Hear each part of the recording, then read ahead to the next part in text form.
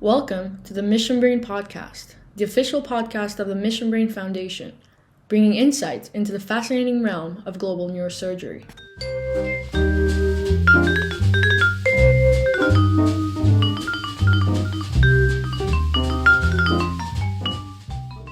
Welcome to the first episode of the Mission Brain Podcast.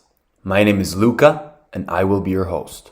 It is my pleasure to introduce Kee Park, Director of Policy and Advocacy at the Global Surgery and Social Change Program at Harvard School of Medicine, as well as Director of the Korea Health Project and North Korea Health Program, which is involved in increasing standards of neurosurgical care in the DPRK, as well as Editor-in-Chief of the newly founded Journal of Global Neurosurgery. Thank you, Dr. Park. It's such a pleasure to have you on the show, and I'm very appreciative of your time. Thank you, Luca, for inviting me. Perfect. Would you tell us a bit about your background? Yeah, I'm happy to. I love talking about myself. No, I'm Korean originally, immigrated to the United States when I was about 10 years old. So I'm US educated and trained. I went to med school and became a neurosurgeon here in the US. And I had an interesting path.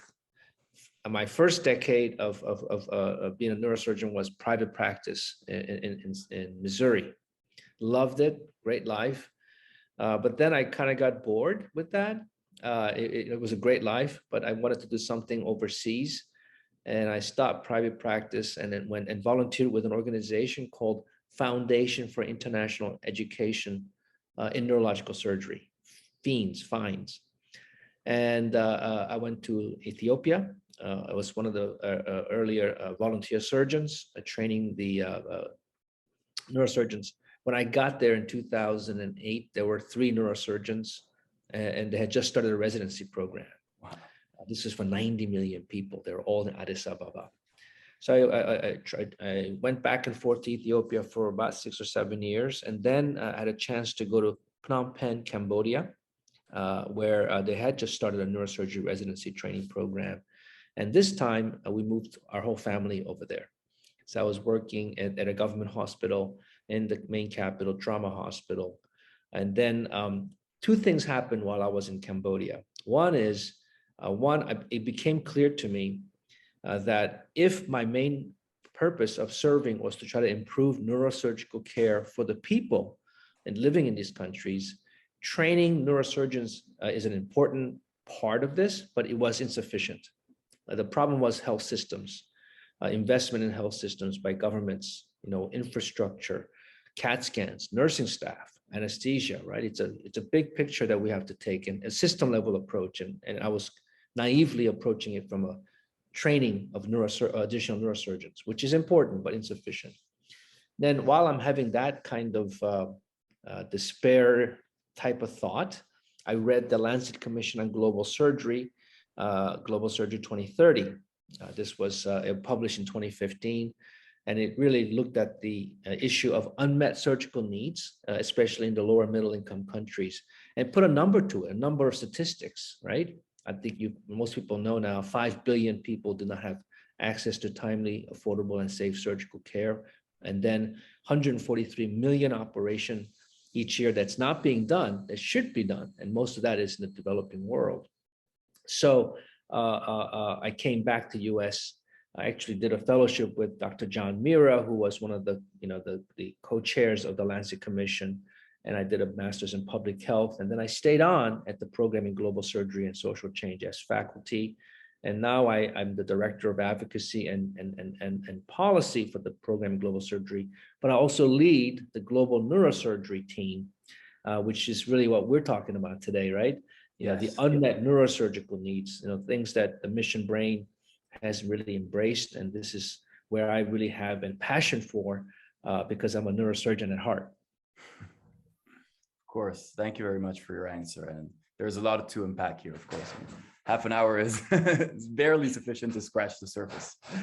I remember the last time we spoke, you mentioned the difference between pre-global neurosurgery, which is predominantly a charity model, and post-global neurosurgery, which is basically a solidarity model that leads to health system strengthening.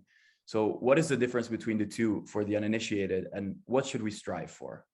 in this respect? Great question, Luca. That is for me the sort of the main shift in our thinking that has happened since global neurosurgery has taken shape, in 2015.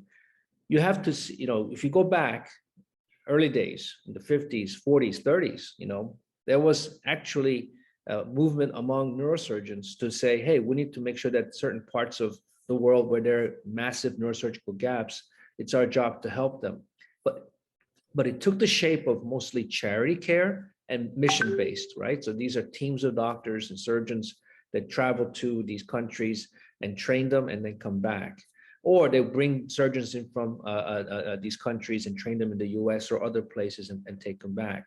And once again, the training took the center position, and it was more the trips, more or less. And that works, but it's, as I mentioned before, I think it's not a sustainable model, and it doesn't really change the system all that much until you approach it from funding, systems delivery, service delivery, workforce, infrastructure, and all that, the building blocks of the health system that WHO has outlined.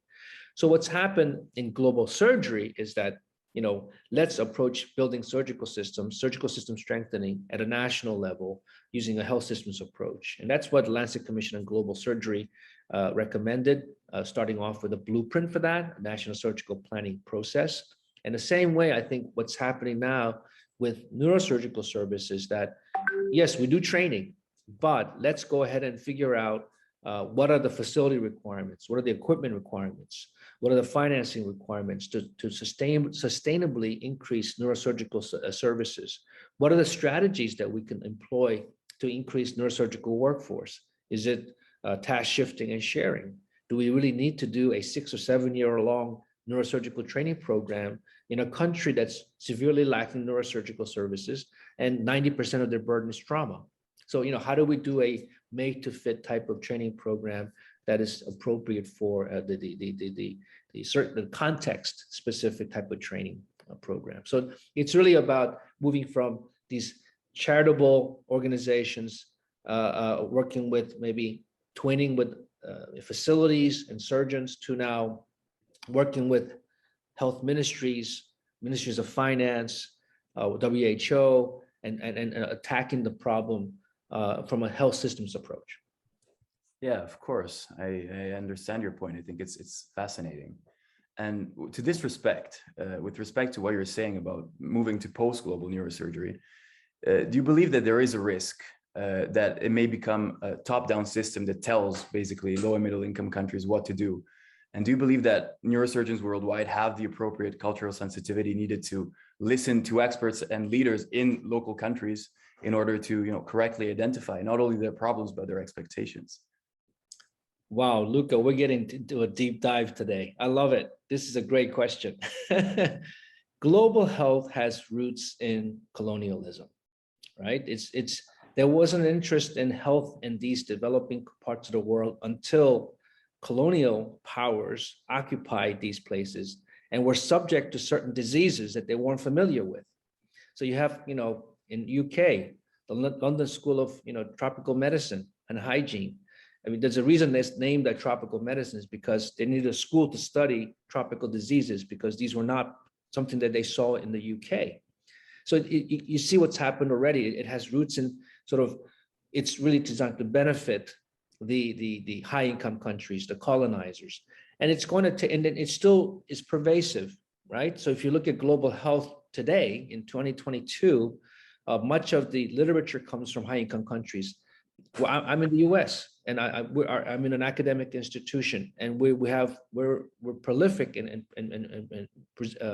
coming up with evidence and publishing on these topics. And it's we need to change that. We need to change that into a much more equitable model of collaboration in terms of research. We need to change that in terms of local involvement and local driving. So that once again, even when we say local versus, what does that mean? It's an issue of positionality. We assume that, local is over there. Well, no, global surgery, local is here. That's where everything's happening. So global South is really the driver of all this.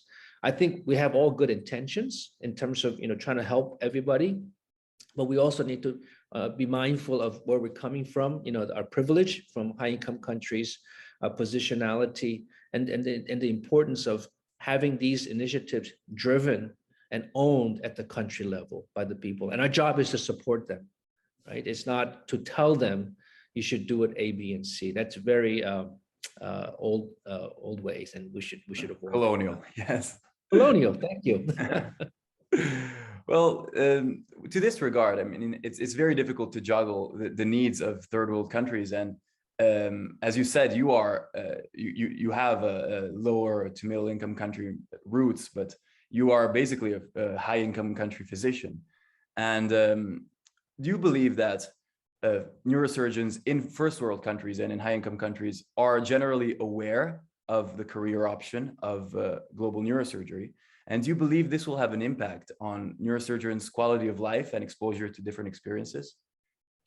Yeah, no, that's a great question. And I just want to go back to the terminology once again. Even the use of words, things like first world, third world, that's problematic, right? It's according to who? I stand corrected. Yeah, I don't look, but I learned so much by especially from the younger people and the people we've been working with, and if you just sit and listen and then just kind of go, wow, that some of the the paradigms that we took for granted, it's actually very colonial, and the reference, the point of reference, and where and how knowledge is even produced, there's so many structural problems in the way global health is developing and is progressing, and it's important to educate not only ourselves. So you mentioned high income country actors and what we can do. Well, first of all, I think within neurosurgery, I would be in support of teaching global health concepts, either at the medical school level, and it's probably should be at the medical school level, but for sure at the residency level, right? There's more and more interest in global neurosurgery, and we're seeing this in the US, the number of applicants that are asking questions to program directors and saying, what opportunities do you have for me to pursue my interest in global neurosurgery? So we're seeing this more and more. So I think the programs, the universities, medical schools will have to respond by providing a core education, core curriculum. One of the competencies should be cultural sensitivities, but more than that, it's really some of the anti-racism curriculum that speaks to the colonial roots of global health, and making everyone aware and educating them on these important principles. Well, this is actually fascinating because this is what I've always thought, but nobody ever confirmed this for me. I was reading about an experience of, I think, a doctor that went to North Korea with your program. And I read that instead of using CT scans to diagnose intracranial bleeds, North Korean doctors would tap patients' skulls to detect the difference in sounds between the two hemispheres of the brain. And at the same time, I was speaking to my friend that is here with me and a colleague at Mission Brain about the ways in which we can learn and not just teach. And I think that is something that you're bringing to light is very, very important. Wow. So I work in North Korea, and that's the story I've told in the past about percussing the heads. So I don't know, somehow that story got back to you, but I was talking to neurosurgeons in North Korea, and of course they're a low-income country, and they struggle to even have CT scanners in major provincial hospitals. So my natural question, being someone who trained in the US, even before I will consider surgery, I'll have all the imaging studies, right? And says, how do you decide, when to do trauma operation in someone? And this is obviously someone who comes in with a head injury, and if they have a blown pupil, normally you do an exploratory craniotomy on that side, but sometimes there are no lateralizing signs. The neurosurgeons in North Korea said exactly what you said, which is we percuss the head. And I say, what? Yeah, we can actually tap on either side and just and we can tell which side has the clot. It blew me away, because from a global neurosurgery standpoint, those skills are so much more valuable than having a CAT scanner in some ways, right? Because you can teach these skills. These are human, hand skills. And they were saying like, oh yeah, this is one guy, he's really good at it. I mean, so you have varying levels of skill in percussing head, but it just goes to show you that a high income country, which makes their trainees dependent on technology, it's like people who drive with GPS all the time just to go to the corner store. Makes you dumb. Yes. Yeah, it creates dependence on technology and really takes away from your brain to really be innovative and creative. So and global neurosurgery is really not anti-tech, because I think there's technology that can actually create lowering of barriers for certain things. But generally speaking, technology has created a much more expensive way to deliver neurosurgical care. So it's one of those things where I think we have to move away from that and then look at technology as a way to lower costs, right? How do you do that? That's the key. Yeah, that's incredibly insightful. Yeah, or even increase safety, right? Increase safety. Yeah. With regards to what you're saying about spending and how spending is not necessarily related, especially in corrupt countries, it's not necessarily related to quality of care. How can a nation's political, economic, social infrastructure impact healthcare and neurosurgery? I mean, you have experience in many countries, in Cambodia, in North Korea, which of course has a delicate political landscape. What was your experience with regards to the political influence in healthcare? No, great question. Great question. So if, in public health, they talk about, the social determinants of health. So if you have someone, what are the different things that actually ultimately influence the health of a population? And if you look at it, it's a semicircle, and a small piece of the pie is medical care. I used to think very egotistically, doctors, the medical system can fix it all, right? Bring it on. You get sick, we'll fix you. Well, the problem is we only can address things when people think things go wrong, right? But there's all kinds of other things that determine health of a population. A personal lifestyle, right? If they're risk-taking type of behavior, that could make it worse. Socioeconomic things, poverty is deadly, right? Nutritional status. But if you go above that, it's really, there's the political aspects, right? Political determinants of health. And then there's the commercial determinants of health. And in a capitalistic country like in the US, you can see what's happening. A for-profit healthcare system creates very, very distorted incentives that sometimes actually undermines the health of the population. And we've seen this. Look at the food industry, right? There's all kinds of industries. But getting back to the political part, you really need strong governance and leadership. You need the government to first embrace the fact that the health of a population is a right, not a privilege. Like we're protect the population from attack from foreigners, right? We provide firemen to put out the fires. These are things that a government should provide for their population: education, basic food needs, and then essential medical care services. I don't think they need to provide everything under the sun in terms of medical care, but essential medical services.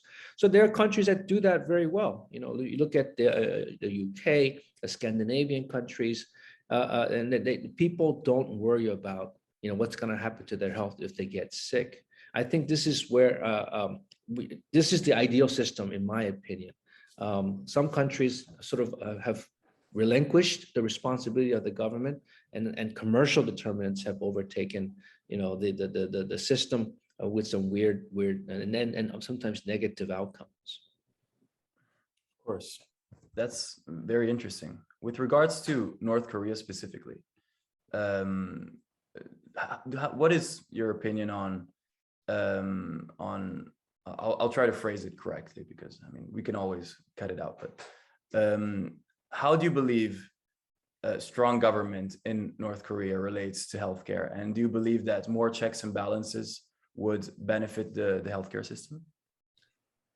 So in North Korea, it's a socialist country, and the Constitution of North Korea guarantees universal health care, not coverage, care. So the government educates an entire group of healthcare workers, nurses, doctors and medical technicians and all that. They provide free education for that group of people. By the way, it's competitive to go to med school, even in North Korea. Then they operate all these hospitals and a system of hospitals, everything from county level to provincial level to the tertiary referral centers in Pyongyang. They're a poor country, but they still spend, we think, between 6 to 7% of their GDP, depending on what you think the GDP is, on the health of their people. And it looks like to us, they have sustained that despite international pressure and sanctions and economic sanctions that they're under. And if you look at what's happened under COVID during the lockdown for the last 2 years, they went into a bubble. But in January, they started to reopen for cargo from China through the railroads, through Dandong. And one of the first things that they try to bring in right away was medical supplies, right? So here's a country that, you asked about North Korea and health. They do prioritize the health of their people. And of course they are spending on other things as well. And I think there's that tension, right? So they feel a need to defend their country, at the same time, take care of their people. But imagine what would happen if there were ways to achieve a peace regime on the Korean Peninsula. For instance, a declaration of the end of war declaration by all warring the parties, and then move towards a peace treaty, which was what was supposed to happen right after the armistice. There was one of the criteria is to come together in Geneva to sign a peace treaty. It failed in Geneva, and we're still at war, 70 years later. So imagine what would happen if there's peace. There's a great saying within public health: peace is a prerequisite for health. And in North Korea, that statement cannot be more true. Yeah, that's fascinating. I actually read a 2020 CNN op-ed that you wrote about North Korea and sanctions from China. And it was really interesting and touching to read about how political issues and sanctions can impact healthcare. I read that around, I stand corrected maybe, but 99% of how can I say it? 99% of resources that came into North Korea were shut down from a moment to the next in the pandemic. Also due to sanctions and the pandemic itself. And my question for you, I think it's a difficult question and I'm trying to phrase it correctly, but how much should a global neurosurgeon be involved in politics, and how much is it your responsibility as a global neurosurgeon to be involved in politics? Okay, I'm going to put it to very simply, Luca. It is all about politics. So remember, the definition of global neurosurgery is as defined by the World Federation of Neurosurgical Societies, the Global Neurosurgery Committee, which I chair. I chair that committee. But we wanted to make sure that we all agreed on a common definition of global neurosurgery. And we defined it as the practice, clinical, and the public health practice of neurosurgery. So there's that clinical practice, which is really about how do we do neurosurgery better in the OR and taking care of the patients post-op. But it's really adding on that public health aspects of it, which, when you try, which is all about how do we better deliver neurosurgical care to all who need it. So the full definition, just to say it, is the clinical and the public health practice of neurosurgery with the primary purpose of ensuring safe, timely, and affordable neurosurgical care to all who need it, right? There's that essence of social justice, health equity is embedded in global neurosurgery. So we're talking specifically about the delivery of neurosurgical care to all who need it. It's really about governments taking ownership of this problem and investing in surgical systems, neurosurgical training, neurosurgical care. And only way to do that is through is politics.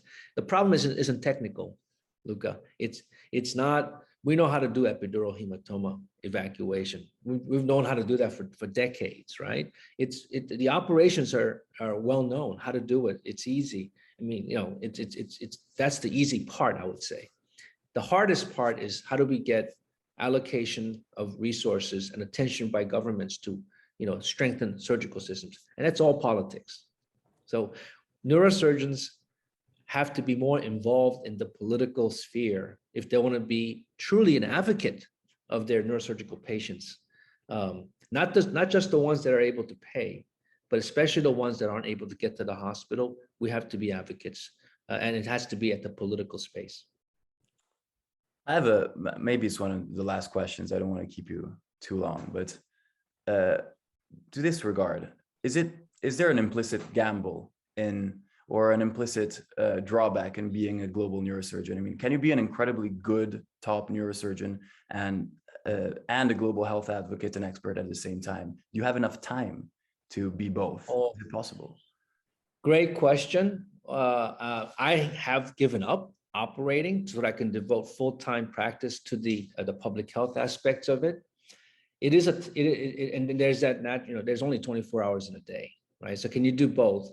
There are surgeons who are both clinically active. In fact, most global neurosurgeons that I know are clinically active and doing public health. It's hard. It's not well paid. That's the other aspect, right? But they do it because they see the value in it. They see the importance in advocating for, let's say, folic acid fortification to prevent spina bifida. And they pay out of their own pockets to travel to places like Geneva and then meet with health ministries and WHO and saying this is an important thing for us. And people are amazing. They really do devote time and money into it. The problem is it's not an institutionalized subspecialty within our specialty. I would love to see it where I think the neurosurgical profession invests in that and creates a track for people in global neurosurgery to be sufficiently supported politically, right, by the professions itself, as well as not be penalized in some ways to practice global neurosurgery, because there's a financial penalty. Yeah. Is there also a social penalty within the neurosurgical community? Yeah. Well, in the sense, in the beginning, we were, I'll give you an example. Even as late as 2015, at the World Federation of Neurosurgical Societies interim meeting in Rome, Italy, I was there, Walter Johnson was there, and Bob Dempsey. We were still considered, like, global neurosurgery wasn't even a term at that time. It was considered international neurosurgery, humanitarian neurosurgery. And even then, we didn't have our own room. We were relegated to a room at the end of the hallway under the socioeconomic, miscellaneous room. That's where it was clumped in, right? So things have changed, right? Most major neurosurgical journals now have a section on global neurosurgery. You'll see in international meetings a massive presence in global neurosurgery, plenary sessions. We're talking now, we have a Journal of Global Neurosurgery, and it's made a huge difference over the last 5 years. And now it's becoming, I think, a real subspecialty within neurosurgery. And it's been really heartening to see that transformation happening. And I think it makes our profession better to embrace this aspect, right? We've always been known as technical experts, mastery, right? Hand mastery skills. We've also been known as innovators and excellent scientists. But now we have this other part, the third part, which is we're going to be known for doing public health in a way like no one else has. We're going to really push that. And I hope that our profession will be respected, like in the other ways, in the way that we practice global public health. You said something that to me is very interesting, and this is the last question. With decreasing transportation time and transportation costs, and given the need of having a track that allows neurosurgeons to be global neurosurgeons full-time with an incentive, do you believe it will be possible in the future for surgeons and neurosurgeons to regularly practice in multiple countries over the course of a year, maybe one high-income country and one lower to middle-income country? It's happening now. We see that in global surgery, where faculty members are negotiating 3 to 4 or 5 months of away time, right? And it's happening. There's a tenured track for global surgery at University of Toronto that I'm aware of. I know one of our former fellows, Ernest Bartholomew. I don't know if you've interviewed him or not, but he's negotiated. Yeah, you'd great. So he's another someone who's pushing that envelope and ensuring that he's able to be, do the travel. But I want to also challenge, you to think about that travel in of itself is an important tool, but there are other ways to offset that, right?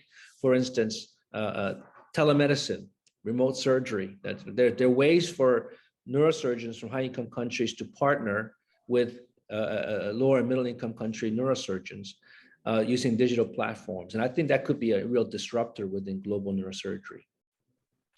Perfect. Thank you very much, Dr. Park, for your time. And it's been a wonderful conversation, actually. I would love to have a longer one, but I know you have stuff to do. We'll do it again another time, Luke. I really enjoyed talking with you. And thank you. Me too. It was awesome. It was awesome. We have lots to learn. Thank you very much. And maybe we'll see you again on the podcast. See you soon.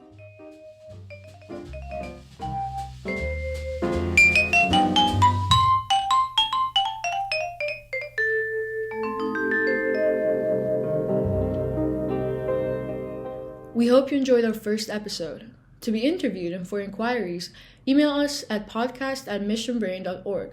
To donate to the foundation, please visit www.missionbrain.org.